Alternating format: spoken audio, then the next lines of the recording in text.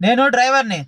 సాధారణంగా మా డ్రైవర్లకు ఒక అలవాటు ఉంది. అదేంటంటే మేము వెళ్తున్నప్పుడు రోడ్డు మీద ఎవరైనా ప్రమాదానికి గురైతే వాళ్ళకి మాకు సంబంధం లేకపోయినా సరే పరుగు పరుగున వెళ్ళి వాళ్ళకి మా చేతనైనంత సాయం చేస్తాం.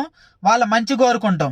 మాకు చేతనైనంత సాయం అంటే వాళ్ళని పైకి లేపటం కానీ, వాళ్ళకి మంచిలు దాపేయటం కానీ, ఆఖరికి అంబులెన్స్ ఫోన్ చేయటం కానీ, ఏదైనా సరే మాకు చేతనైన సాయం చేస్తాం. ఇది ప్రతి మనిషి చేసేది.